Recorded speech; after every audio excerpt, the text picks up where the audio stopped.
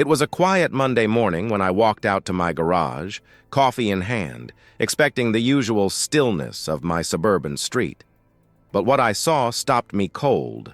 A car I didn't recognize, parked right inside my garage.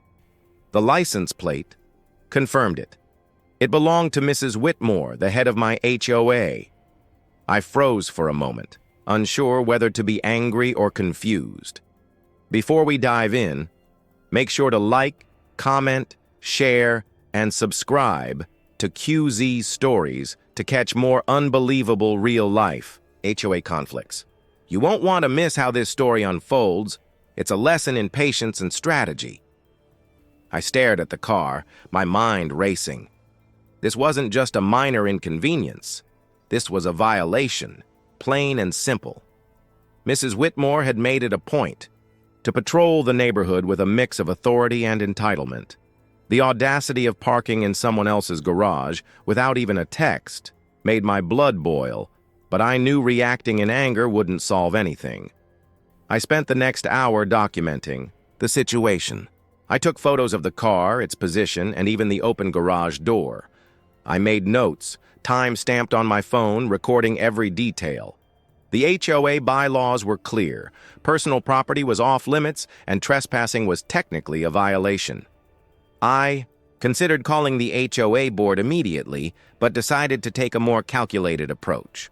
I researched state law regarding unauthorized entry onto private property. Technically, her car inside my garage counted as trespassing.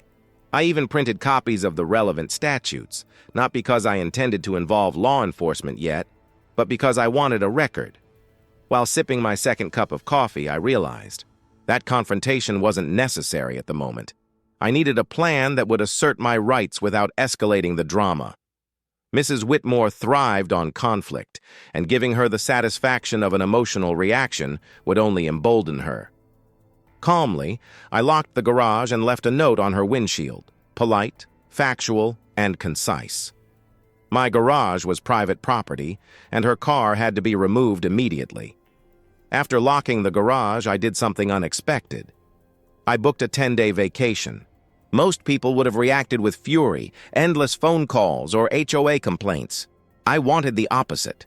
I wanted the situation to resolve itself in my absence, leaving her no leverage and no audience for her potential tantrum.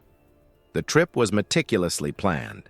I arranged for my mail to be held, my lawn maintained, and my home monitored by discreet security cameras. Part of my mind lingered on the thought of her discovering the locked garage alone. I imagined her frustration growing, her demands ignored, her entitlement clashing with my calm strategy.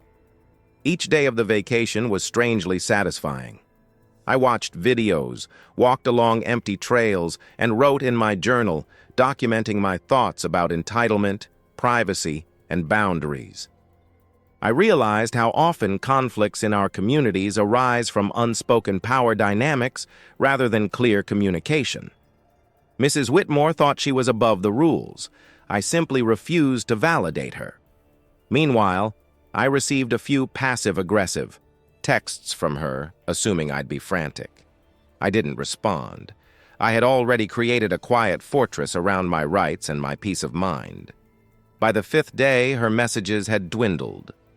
Perhaps the lack of reaction was starting to sink in. When I returned home on the 10th day, I didn't rush to confront her. Instead, I took my time approaching the garage, camera rolling, documenting the entire scenario. The car was still there, but the key difference was that I was calm, collected, and fully in control. I waited for her to appear, hoping she might try to defend her actions. When she finally arrived, she was flustered, scanning the locked garage door like a mouse caught in a trap. I greeted her with measured calm, stating my rights clearly. This is my property. You cannot park here without permission.